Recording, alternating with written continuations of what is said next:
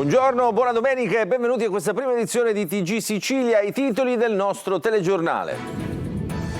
Ad Agrigento sono ancora tanti i punti oscuri nella rissa che ha portato alla morte di un 38enne di Palma di Montechiaro. 3 sono i fermati, ma secondo gli inquirenti la vittima sarebbe stata uccisa per errore.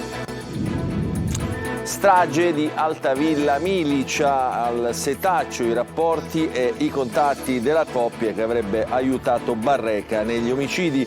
Al centro delle indagini il ruolo della figlia che appare sempre più rilevante. L'Etna si muove. Secondo gli scienziati il vulcano scivola almeno 3 centimetri l'anno verso il mare. Una missione marina ha esplorato i confini di questo movimento. Calcio, il Catania soffre il mal di trasferta, esce sconfitto per 1-0 dallo Jacomone di Taranto, rossoazzurri mai in partita e il centrocampista Telio nel post gara dice: è mancata la personalità.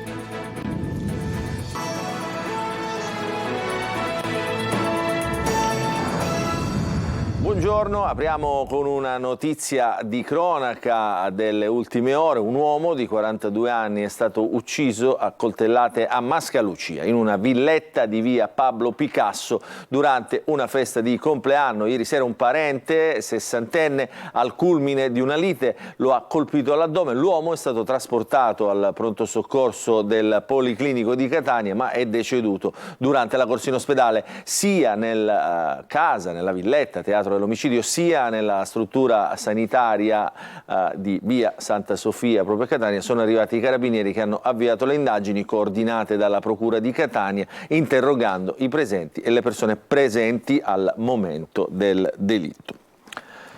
E adesso ci spostiamo ad Agrigento per parlare della sparatoria che c'è stata 2 giorni fa. 3 persone sono state fermate perché coinvolte nella rissa scoppiata nel piazzale della concessionaria di auto all'ingresso del villaggio Mosè, nella zona industriale della città, culminata con la morte di Roberto Falco, un 38enne di Palma di Montechiaro. Secondo gli inquirenti, i 3 avrebbero cercato di uccidere il concessionario di auto, ma per errore è stato ucciso Di Falco, che aveva raggiunto il piazzale della concessionaria proprio in compagnia dei 3 uomini fermati. Davide Sardo.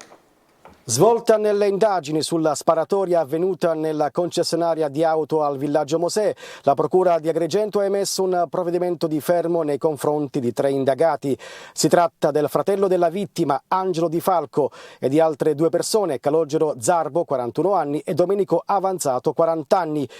Che si trovavano in compagnia di Roberto Di Falco, il 38enne deceduto ieri pomeriggio in seguito ad un colpo di pistola all'addome. Il provvedimento è firmato dal procuratore capo Giovanni Di Leo ed è stato eseguito dai poliziotti della squadra mobile. I 3 indagati sono assistiti dall'avvocato Santo Lucia. Lunedì si svolgerà l'udienza di convalida del fermo. I 3 sono stati trasferiti nel carcere Pasquale Di Lorenzo ad Agrigento.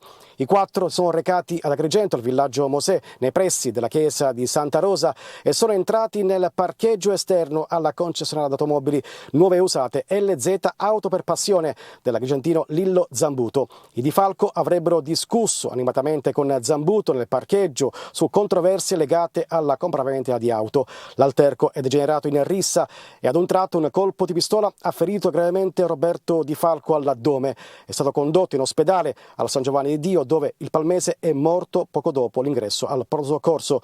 Le indagini proseguono ancora. Gli investigatori avrebbero ascoltato alcuni testimoni e altri commercianti di automobili gravitanti tra Agrigento e Palma di Montechiaro. Al setaccio anche eventuali video di telecamere di sorveglianza nella zona.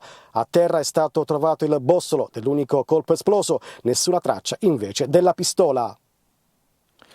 È morto a 90 anni Gaetano Riina, fratello del boss corleonese Totò. Il questore di Trapani, Salvatore La Rosa, ha vietato i funerali pubblici. Gaetano Riina, dopo aver finito di scontare una condanna per mafia, era stato sottoposto alla misura della sorveglianza speciale. Gli ultimi anni di detenzione li ha trascorsi agli arresti domiciliari per gravi problemi di salute.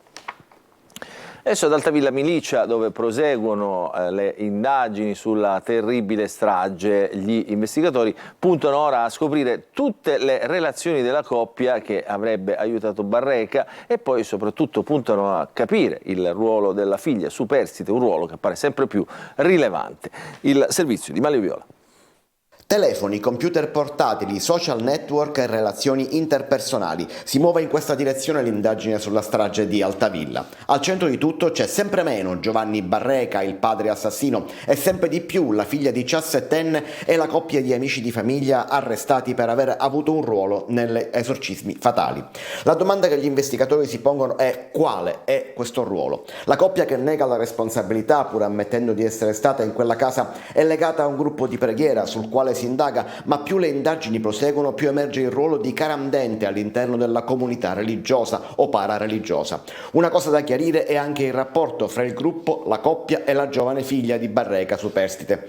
Mentre Barreca, il padre reo confesso, appare in continuo delirio mistico, una cosa definita anomala dagli esperti che considerano questi deliri descritti in letteratura medica come ricorrenti ma non perduranti nel tempo, gli altri indagati sono lucidi per quanto la ragazza insista sull'aver dovuto fare quel che ha fatto, aver dovuto vedere ciò a cui ha assistito. La preoccupazione degli inquirenti è quella di scartare l'esistenza di una vera e propria setta che potrebbe reiterare reati del genere o, se invece esiste, risalire ai suoi membri e prevenire altri esorcismi fatali di questo tipo. Una preoccupazione serpeggiante anche nell'ordinanza del GIP, che scrive chiaramente nel disporre la custodia cautelare in carcere che la convinzione di Barreca e i suoi complici è talmente persistente da esserci il rischio di reiterazione del reato. E allora, chi è già sveglio come noi ovviamente si sarà accorto della pioggia che sta imperversando su tutta la Sicilia orientale, ma in realtà su tutta la Sicilia, perché questo fine settimana appunto era previsto il maltempo e la Protezione Civile ha diffuso un'allerta arancione in quasi tutta l'isola proprio per i temporali. Ci dice tutto Lorena Dolci. Sono previsioni da pieno inverno. Da domani sono in arrivo temporali, grandinate e burrasche. Un'ondata di maltempo che investirà gran parte della Sicilia. La Protezione Civile ha diramato l'allerta arancione per le province di Palermo, Messina, Agrigento, Catania, Ragusa e Siracusa. Livello giallo solo per la provincia di Trapani. Un bollettino che significa piogge intense, venti forti e mareggiate sotto costa.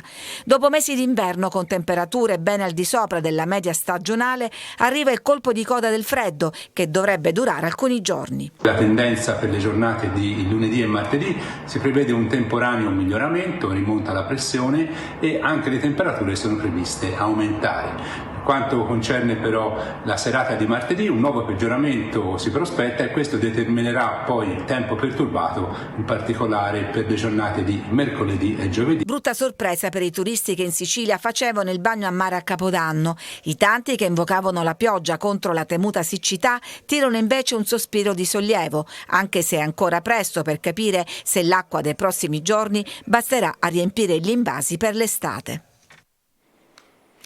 E ieri anche a Catania nuova manifestazione pro-Palestina, il corteo è partito ieri pomeriggio alle 17 da Villa Bellini a Catania, è il secondo corteo per dire stop al genocidio e per sostenere il popolo palestinese. Sono state centinaia le persone scese in piazza per la marcia organizzata da associazioni e sindacati. State vedendo le immagini di ieri proprio al centro di Catania, le stime parlano di circa 4.000 partecipanti. In Vietnè hanno sfidato studenti, associazioni, partiti e sindacati, oltre che liberi cittadini. Un coordinamento di forze dell'ordine ha monitorato la manifestazione senza però che ci siano stati eccessi.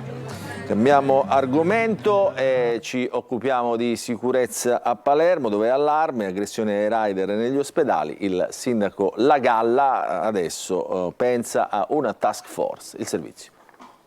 Dalla sicurezza negli ospedali dopo la brutale aggressione al primario dell'ospedale Cervello a quella nelle strade con una fitta sassaiola ai danni di alcuni vigili urbani che stavano multando alcune auto in doppia fila e poi l'aggressione a rider stranieri. Sono ancora giorni caldi sul tema sicurezza a Palermo, episodi su episodi, ma sui riflettori dell'amministrazione comunale c'è anche la situazione che riguarda il quartiere di Ballarò con il sindaco Lagalla che ha intenzione di riproporre un modello già già sperimentato in altre zone del centro e in alcune borgate una sorta di task force, ma preoccupa anche la sicurezza sulle strade, l'aggressione ai rider stranieri, 5 nelle ultime settimane. Nei confronti di un ragazzo pakistano prima gli hanno scagliato addosso delle bottiglie di vetro, gliele hanno spaccate in testa facendolo cadere dalla bicicletta, poi quando era a terra l'hanno preso a calci e pugni sul volto, alle braccia, dritto allo stomaco. Un'aggressione violentissima. Adesso parliamo dell'Etna, perché l'Etna si muove verso il basso. Secondo gli scienziati scivola almeno 3 centimetri l'anno appunto verso il mare. Una missione marina ha esplorato i confini di questo movimento. Ce lo racconta Lorena Dolci in questo servizio. Il vulcano si muove tantissimo e si muove sempre, si muove da tutte le parti chiaramente, anche non sul fianco orientale. Ebbene sì, anche il gigante non riesce a stare fermo, uno scivolamento del fianco orientale di 2-3 centimetri l'anno. Adesso arriva la prova che il movimento continua anche sotto il livello del mare, arrivando almeno a 20 km dalla riva e a 1200 metri di profondità. Queste le misure raccolte da una missione navale appena conclusa. A bordo della Geomar 25 scienziati, quasi tutti tedeschi, tranne un italiano, il vulcanologo degli NGV che ha appena rimesso piede a terra. Dobbiamo immaginare l'intero fianco orientale dell'Etna come un cassetto di un mobile che si apre, che scorre verso lo Ionio. I 2 bordi laterali su cui questo movimento si esplica sono le 2 cerniere e sono la faglia di Aci Trezza da un lato e la faglia della Pernicana fino a Fondachello dall'altro lato. Poi questo cassetto in realtà è tutto rotto perché ci sono numerose altre faglie all'interno. Una notizia che mette un po' d'ansia a chi vive ai piedi del vulcano e lungo le faglie interessate. Non si tratta di un collasso del vulcano, cioè il vulcano non sta franando, collassando su se stesso. La preoccupazione è sacrosanta, ci deve essere, perché la preoccupazione è quella che ci consente poi di adottarne, dovrebbe essere così, le misure di sicurezza, impedendo la ricostruzione su quella faglia che inevitabilmente prima o poi nei prossimi decenni lo rifarà, si risuccederà. A generare lo scivolamento si presume che sia un sistema di eruzioni e faglie che si influenzano a vicenda. È il problema dell'uovo della gallina, cosa nasce prima? Il movimento del fianco che facilita la risalita del magma o il magma che spinge il fianco e lo fa muovere? Per rispondere a queste e a tante altre domande, per 13 giorni gli scienziati hanno studiato e raccolto campioni sottomarini come questi, su una nave che costa 40.000 euro al giorno. Chi finanzia questa ricerca? Il governo tedesco. E guarda caso, la nostra ricerca rimane sempre indietro. Adesso parliamo della Caritas diocesana che ha inaugurato a Catania un nuovo ambulatorio che amplia gli spazi e il numero di medici a disposizione dei servizi già offerti dalla rete di accoglienza sanitaria attiva dal 2016. La struttura in area autonoma collegata all'Help Center della stazione centrale nasce, sottolinea una nota della stessa Caritas, da un'attenta valutazione dei bisogni evidenziati dal centro di ascolto che negli ultimi anni ha registrato numeri di rilievo con circa 600 tra visite e somministrazioni di farmaci nel triennio 2021-2023. Adesso ci spostiamo a Siracusa, dove sono ormeggiate la nave Orsini e la nave Borsini, anzi scusate, la nave Orione e la nave Borsini della Marina Militare, appunto ormeggiate al porto di Siracusa. Fino ad oggi le visite per tutti, poi da lunedì torneranno le scuole per parlare di tutela di ambiente. Francesco Aloi. È bello avere anche delle navi militari qui a Siracusa in rappresentanza e anche per i bambini, per far vedere questa realtà. Un fine settimana per scoprire 2 navi della Marina Militare. Orione e Borsini sono ormeggiate al Porto Grande di Siracusa. Il tempo è incerto, ma la voglia di venire qui vince. Nonostante il vento, lei ha portato i suoi nipotini qui. Sì, ma questi sono temerari, non lo temono il vento completamente. Ci piaceva andare a visitare la nave. Due colossi spesso invisibili dalla costa perché in alto mare. Le missioni per tutelare la nostra sicurezza e permettere anche che le merci arrivino nel nostro paese. Ho letto l'annuncio, ho visto che c'erano queste due navi e abbiamo deciso di venirli a visitare. Fondamentali per la nostra sicurezza a mare, non solo per quanto riguarda le attività che sono usualmente nella Marina Militare, ma anche per quello che è l'attività, come in questa nave, di ambientale particolarmente cara a tutte le persone che amano il mare.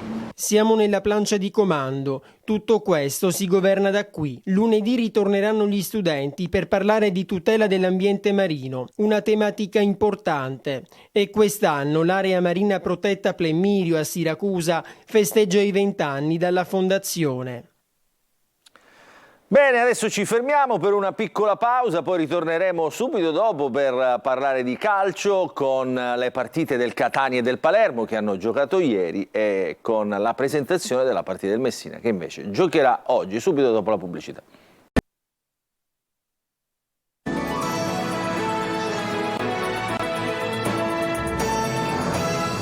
Rientriamo in diretta all'interno del nostro telegiornale di questa mattina. Adesso parliamo di calcio perché ieri è arrivata l'ennesima battuta d'arresto per il Catania di Lucarelli che perde anche a Taranto. Ha deciso la partita un gol di De Marchi, per i rossazzurri solo un tiro in porta in 97 minuti di gara. A fine partita il silenzio di Lucarelli e mercoledì arriverà invece il Rimini, ultima chance per raddrizzare una stagione fino ad ora davvero fallimentare. Tonino De Mana. E sono 12. Il Catania colleziona sconfitte. Nell'anticipo della 28esima giornata scivola anche a Taranto, cancellando d'un sol colpo quanto di buono mostrato contro la capolista Juve Stabia. Un passo indietro per la classifica e nel gioco con la solita sterilità offensiva che non consente di raddrizzare le partite e cominciano ad essere troppe le sconfitte per 1-0, ben 9. A Taranto decide un gol di De Marchi, peraltro fortunoso, scaturito da un calcio d'angolo battuto da Bifulco e concluso con una botta sotto misura, tra l'altro in posizione sospetta di fuorigioco. È l'episodio che decide il match ed arriva al minuto 11 di una sfida scarna di contenuti tecnici. La squadra pugliese si rende pericolosa soltanto un'altra volta nell'arco dei 90 minuti, 97 incluso il recupero, e lo fa con Miceli che sugli sviluppi di un corner colpisce la traversa ad Albertoni battuto. E il Catania, quasi non pervenuto allo Iacovone, con un centrocampo incapace di produrre gioco ed un attacco senza rifornimenti e senza idee. L'unica parata del portiere avversario arriva dopo 67 minuti su un tiro dalla distanza di Welbeck, uno dei più combattivi, che Vannucchi respinge in angolo.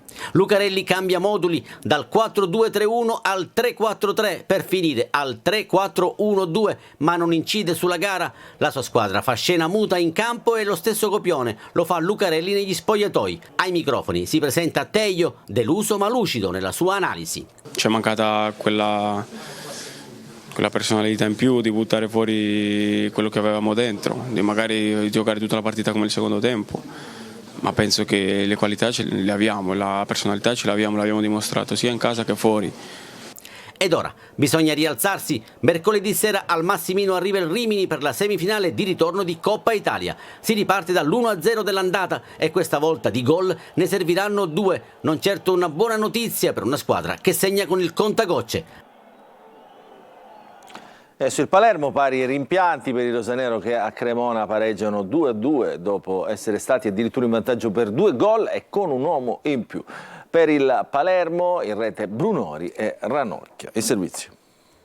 Ripresa pronta e arriva anche il pareggio con Coda che trova l'angolino. Arachiri Palermo è tutto da rifare. Corini inizia la girandola dei cambi. L'occasione migliore è sui piedi di Traoré che sfiora il gran gol. Finisce però 2-2, non succede più nulla. Quel che poteva essere e che invece non è stato.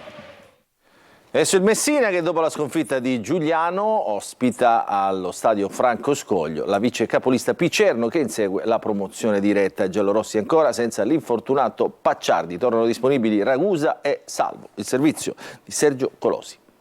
Contro il Picerno, secondo e mai battuto nei 5 precedenti, il Messina cerca riscatto dopo il KO di Giuliano che ha interrotto i sogni play-off. Anche i lucani, battuti nell'ultimo turno dal Benevento, guardano al successo per recuperare punti sulla Juve Stabia. Giallorossi senza Pacciardi, con Plesce in panchina, disponibili Ragusa e Salvo. 4-2-3-1 con Fumagalli in porta, Manetta e Dumbravanu centrali, Lia, Ortisi e Lati, Franco e Frisenna a centrocampo. Fase offensiva con Rosafi a destra e Mausso sottopunta e Zunno a sinistra. Luciani in attacco, alternativa a Ragusa. Parole di stima per gli avversari dal tecnico Giacomo Modica.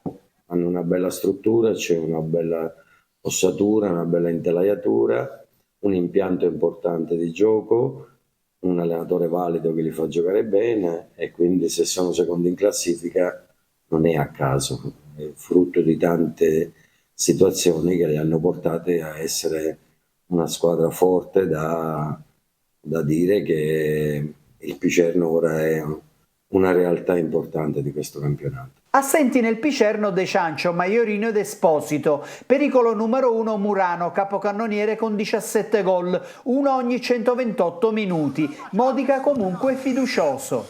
È importante comunque che la squadra stia sul pezzo, è importante che la squadra sappia che può competere, sa che deve mettere subito da parte quello che è stata la partita di Giuliano e cercare di continuare a divertirsi come aveva fatto nell'ultimo periodo. Dirige Roberto Lovison di Padova. Questa è l'ultima notizia, il nostro telegiornale finisce qui, vi ricordo che l'informazione su Antena Sicilia ritornerà più tardi alle 13:30. Allora vi ringraziamo per averci seguito e vi auguriamo un buon proseguimento di domenica.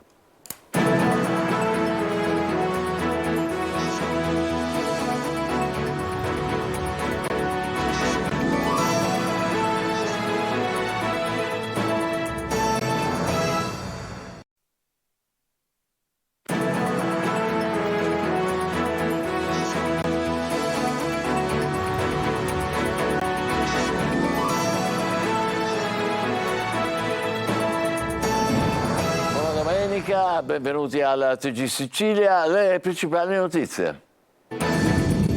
Pioggia e vento, il maltempo investe la Sicilia, sospiro di sollievo degli agricoltori. Dopo la siccità, notano soddisfatti, con l'acqua la terra cambia colore. Mascalucia, una rissa per contrasti familiari all'origine dell'omicidio di un uomo accoltellato dal suocero alla festa di compleanno della figlia. Il sindaco Magra, qui ci conosciamo tutti, la comunità è sotto shock. Palermo reagisce alla movida violenta in centro, controlli interforze, oltre 200 identificati, multe a 3 pub. Il sindaco Lagalla al TG Sicilia, vogliamo il rispetto delle regole e che la gente sappia stare in comunità. Dilaga il pharmacrime, la vendita di medicine sotto banco e senza prescrizione. Gruppi organizzati alimentano anche in Sicilia un mercato nero milionario. I medici lanciano l'allarme, è un reato e mette a repentaglio la salute. L'economia siciliana ricomincia a muoversi, tornano a crescere anche le controversie davanti al TAR, il Tribunale Amministrativo. Intanto la Corte dei Conti lancia l'allarme sui primi contenziosi che riguardano l'uso improprio delle risorse del PNRR. Diventa cavaliere Paola Tricomi, ricercatrice disabile a Siena, originaria di San Gregorio, nel Catanese. Mi sento onorata e stupita, dice al TG Sicilia. Il riconoscimento il 20 marzo al Quirinale. Siria al Musco di Catania, da martedì a giovedì con Perché non canti più, omaggio a Gabriella Ferri, scomparsa 20 anni fa, una delle artiste più intense e camaleontiche della musica italiana. Calcio, Catania fragile e perdente, a Taranto arriva la 12ª sconfitta stagionale, rossazzurri mai pericolosi sotto porta. Tra poco Messina in campo contro il Picerno. In Serie B il Palermo si inceppa sul più bello e si fa rimontare dalla Cremonese.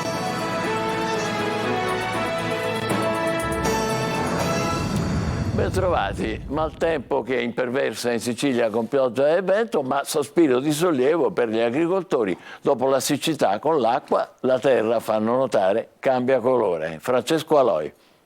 Da Palermo a Messina, da Catania a Siracusa passando per Agrigento. È stata una nottata di pieno inverno, ma pioggia e vento continuano. Rinviati alcuni eventi e qualche partita di calcio.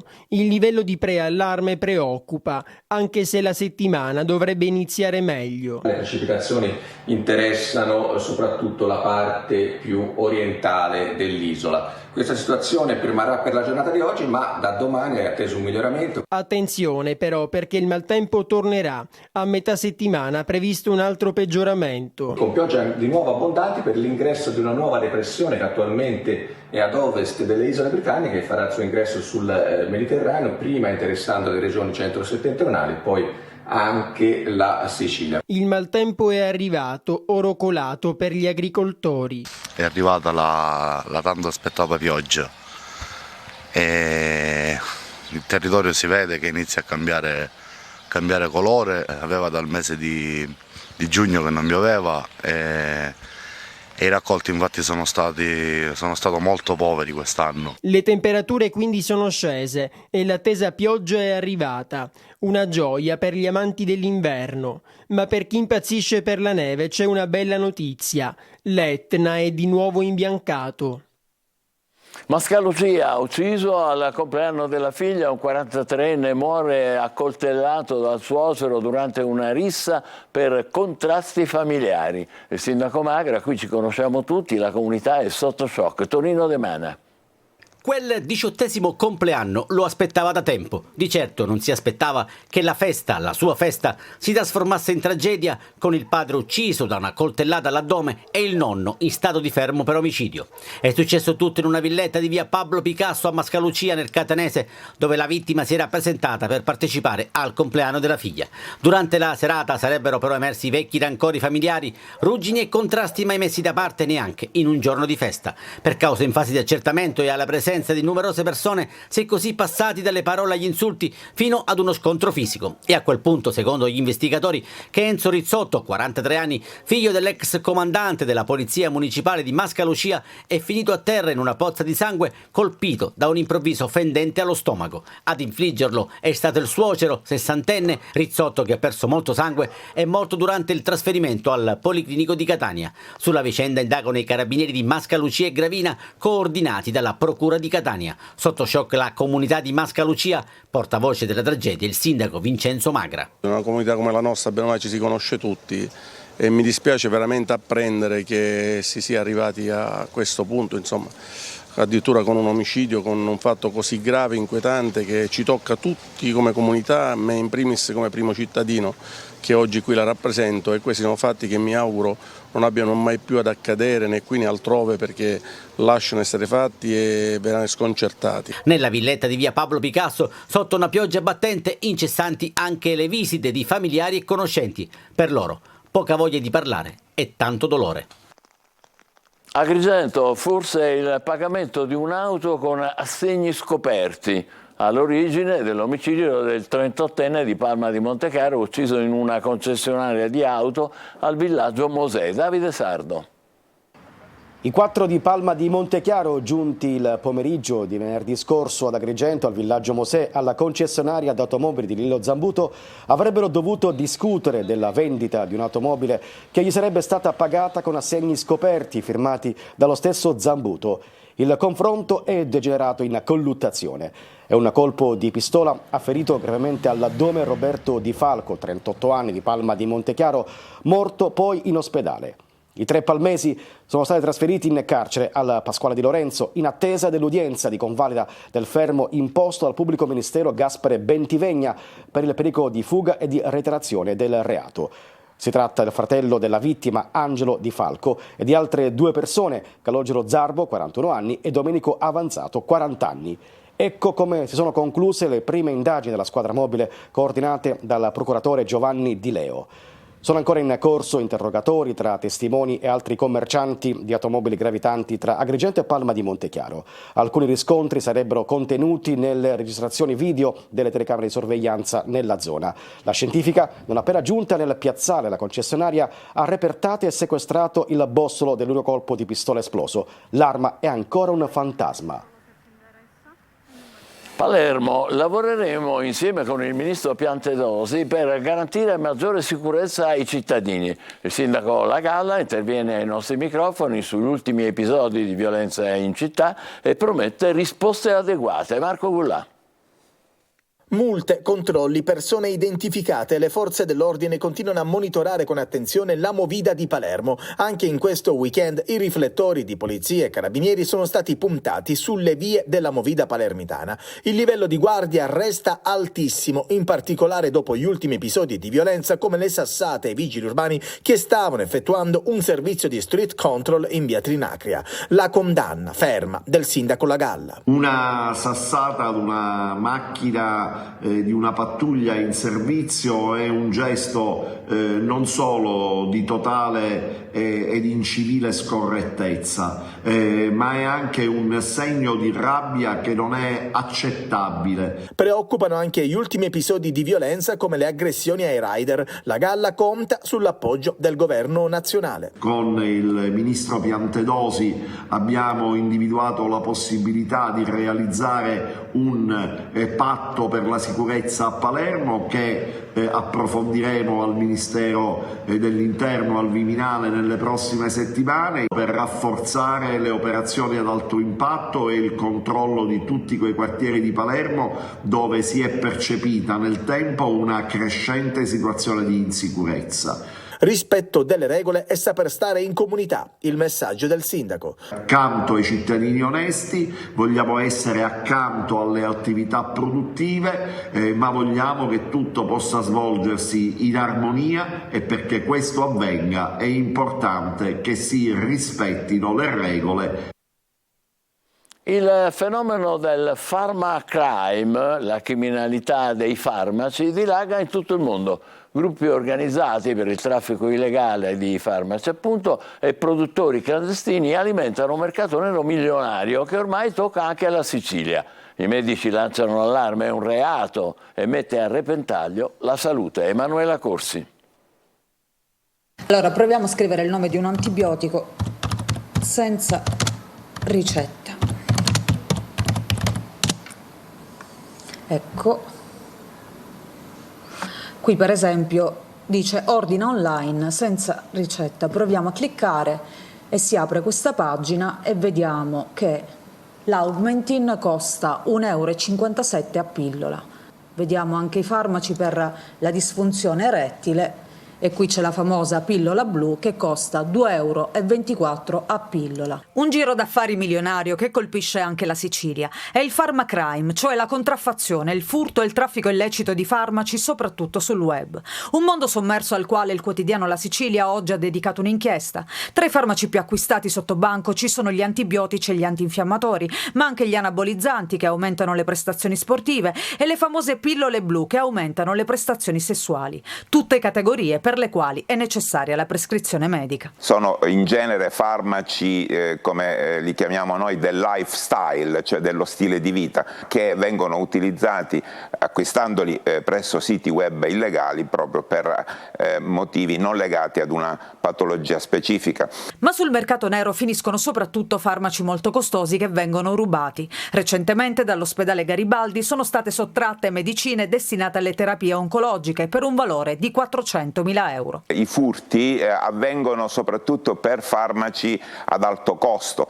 Allora è stato ipotizzato che questi farmaci trovino poi un mercato nell'est dell'Europa oppure nei paesi arabi. Ma quali sono i rischi? Chi compra farmaci presso siti web illegali compie un reato sostanzialmente, oltre che mettere a repentaglio la propria salute perché questi farmaci non sono controllati. L'economia siciliana ricomincia a muoversi e contemporaneamente tornano a crescere i contenziosi davanti al Tribunale amministrativo. E intanto la Corte dei Conti lancia l'allarme sulle prime controversie che riguardano l'uso improprio delle risorse del PNRR. Manlio Viola. Da una parte i conti della regione siciliana da rivedere per porre rimedio alla mancata parifica del rendiconto generale del 2020, frutto di allarmi ripetuti della stessa Corte dei Conti fin dal rendiconto 2016. Dall'altra parte una economia che riparte e fa parallelamente ripartire anche il contenzioso amministrativo, come rilevato invece dal TAR regionale e di Catania. Due facce della stessa medaglia, due elementi di riflessione, quelli proposti alle inaugurazioni dell'anno giudiziario. La Corte dei Conti chiede alla regione di allineare i suoi bilanci anche alla luce delle sentenze giunte dalla Corte Costituzionale e dalla stessa Corte dei Conti e avverte che iniziano ad arrivare anche le prime denunce, soprattutto da parte della Procura europea, sull'uso irregolare dei fondi del PNRR con importi anche rilevanti. Occorre vigilare e occorre rigore nei bilanci pubblici e nell'uso delle risorse regionali, nazionali e comunitari. Dal TAR invece i segnali di ripresa del mercato, ma anche del contenzioso notevolmente incrementato. 171 i ricorsi depositati soltanto in tema di appalti e un aumento generale del contenzioso che nell'ultimo anno sfiora il 25% in più. Infine il tema della violenza di strada e della gestione della cosiddetta mala movida, un tema che riguarda anche i tribunali amministrativi ai quali giungono i ricorsi sui provvedimenti comunali di organizzazione della movida e sulle multe elevate dalle varie forze dell'ordine. Un settore nel quale i TAR di Sicilia pongono l'accento promettendo priorità e impegno, ma segnalando che i tempi non possono essere più celeri di così, vista la mole di lavoro e di ricorsi e l'organico disponibile. Il ministro Musumeci a Catania ribadisce l'impegno del governo per il ponte sullo stretto a partire dal valore economico che potrà avere anzitutto per la Sicilia, oltre che per una maggiore integrazione per l'Africa. L'intervista è di Luca Ciliberti. È una infrastruttura importantissima, soprattutto nel momento in cui cambia il Mediterraneo e cresce la competizione della rete portuale che si affaccia su questo mare, sia nel Medio Oriente, sia nei paesi africani, sia nei paesi europei. Il ponte a noi serve per velocizzare il movimento delle persone e delle merci. Solo così la Sicilia può diventare, assieme alla Calabria e alle altre regioni del sud, può diventare il naturale pontile del continente europeo verso l'Africa. Sono 30 gli eroi del quotidiano premiati dal Presidente della Repubblica Mattarella. Per tutti l'onorificenza è quella di Cavaliere della Repubblica e fra questi c'è la catanese Paola Tricomi, ricercatrice dell'Università per Stranieri di Siena. Francesco Triolo. Ricevere l'onorificenza da parte del Presidente Mattarella mi stupisce e mi ovviamente onora. Sebbene io durante tutto il mio percorso non abbia mai ritenuto di aver fatto qualcosa di straordinario.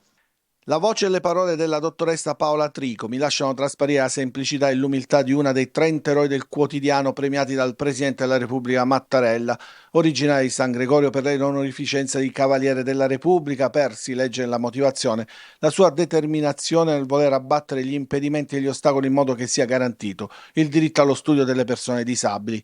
Laureata in filologia classica a Catania, dottorato alla Scuola Normale Superiore di Pisa, adesso la Tricomi è ricercatrice all'Università per Stranieri di Siena. Ecco, in tutti questi passaggi ero consapevole della complessità che la condizione di disabilità avrebbe comportato.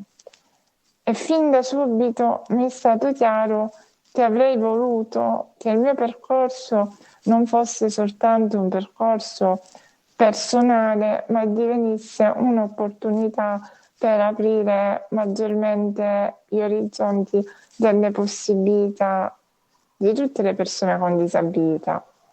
Perché se c'è una cosa che ho imparato dalla vita è che quando ci accade qualcosa difficile, anche di brutto, noi abbiamo due possibilità per affrontarlo. O ne traiamo il peggio, ne traiamo il meglio, cogliamo l'occasione per migliorarci. La conoscenza, lo studio, la ricerca e la divulgazione scientifica sono per lei elementi fondamentali per sconfiggere la paura della diversità, che ancora oggi sembra essere una delle barriere culturali più difficili da abbattere. Questo riconoscimento non va da me in quanto Paola Tricomi, ma tutte le persone che hanno reso possibile questo percorso, perché Paola Tricomi da sola non avrebbe mai potuto costruire una strada riconosciuta poi dal Presidente della Repubblica. Bell'insegnamento e complimenti a Paola Tricomi, Cavaliere della Repubblica. Musica adesso. Siria torna a teatro a Catania con Perché non canti più. È un omaggio a Gabriella Ferri che parte dai diari originali dell'artista. Un omaggio tra musica e parole a una delle più camaleontiche e viscerali artiste della musica italiana. Sarà al Teatro Musco a Catania dal 27 al 29. Eva Spampinato.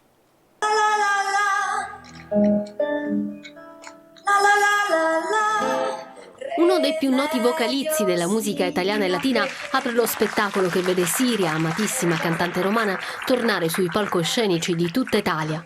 La voce è quella di Cecilia Cipressi, Siria, i testi e l'intensità sono quelli di Gabriella Ferri.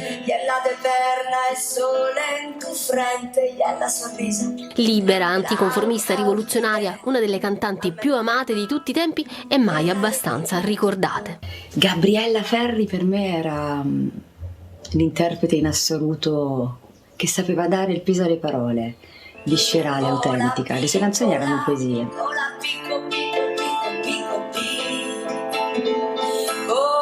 Non la imito, ma solo voglia di ricordarla attraverso il suo repertorio che è infinito. Lo spettacolo tra musica, monologhi e poesie è ideato da Pino Strabioli con la supervisione di Seva, figlio di Gabriella, dal titolo Perché non canti più. Abbiamo cercato di fare il riassunto di tutto quello che potevamo rappresentare di lei, anche attraverso i suoi diari personali, i suoi scarabocchi, i suoi disegni, e io ho la possibilità di avere il suo diario tra le mani e di raccontarla. Gabriella Ferri era la voce di Roma, iconica artista della Roma popolare e del suo dialetto che con lei era arte in musica.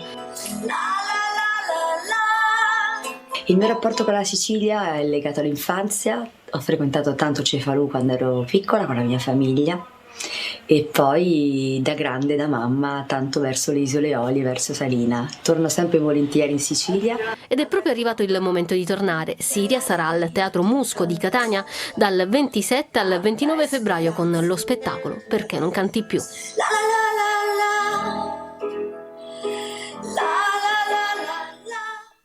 Siria, da martedì a giovedì al Musco di Catania. Facciamo una breve pausa, tra poco il calcio con l'ennesima delusione in casa a Catania. State con noi.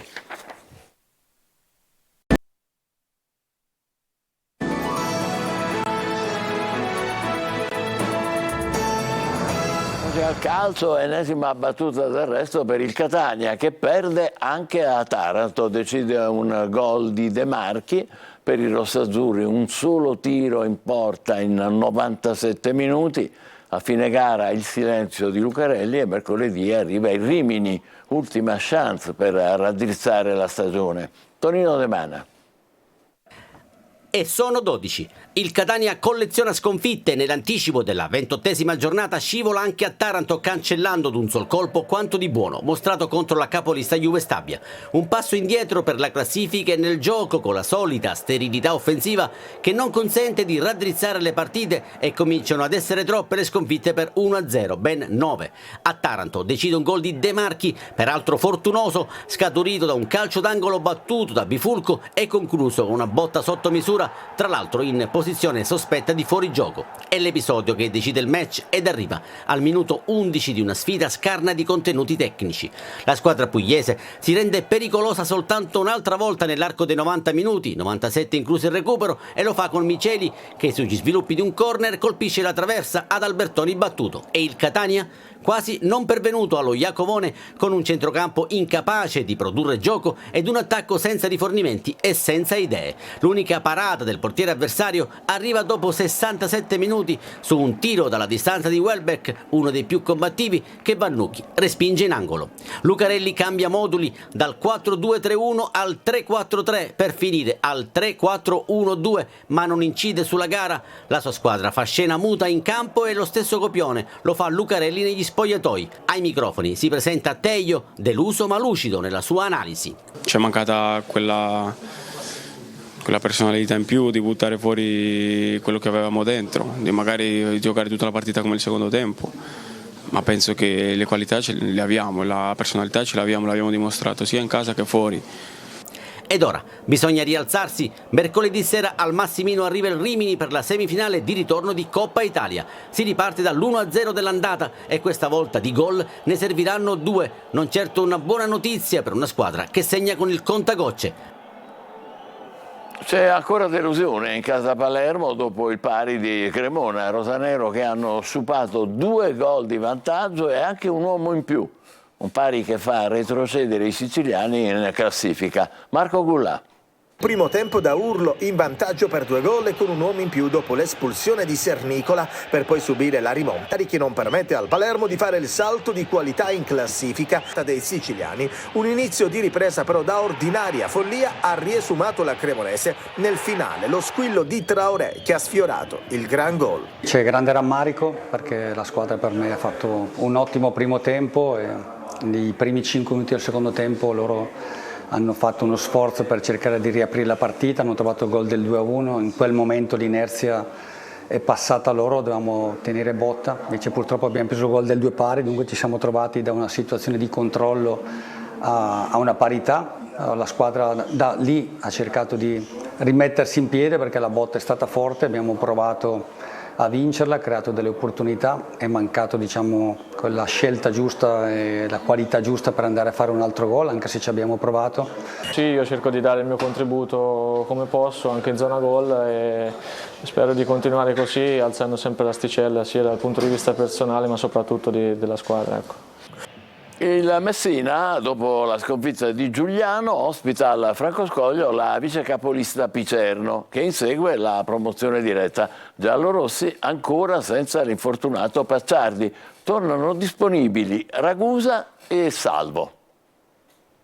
Contro il Picerno, secondo e mai battuto nei 5 precedenti, il Messina cerca riscatto dopo il KO di Giugliano che ha interrotto i sogni play-off. Anche i lucani, battuti nell'ultimo turno dal Benevento, guardano al successo per recuperare punti sulla Juve Stabia. Giallorossi senza Pacciardi, con Plesce in panchina, disponibili Ragusa e Salvo. 4-2-3-1 con Fumagalli in porta, Manetta e Dumbravanu centrali, Lia, Ortisi e Lati, Franco e Frisenna a centrocampo. Fase offensiva con Rosafi a destra e Mausso sotto punta e Zunno a sinistra. Luciani in attacco, alternativa a Ragusa. Parole di stima per gli avversari dal tecnico Giacomo Modica. Hanno una bella struttura, c'è una bella ossatura, una bella intelaiatura, un impianto importante di gioco, un allenatore valido che li fa giocare bene e quindi se sono secondi in classifica non è a caso, è frutto di tante situazioni che li hanno portate a essere una squadra forte da dire che il Picerno ora è una realtà importante di questo campionato. Assenti nel Picerno De Ciancio, Maiorino ed Esposito. Pericolo numero 1 Murano, capocannoniere con 17 gol, uno ogni 128 minuti. Modica comunque fiducioso.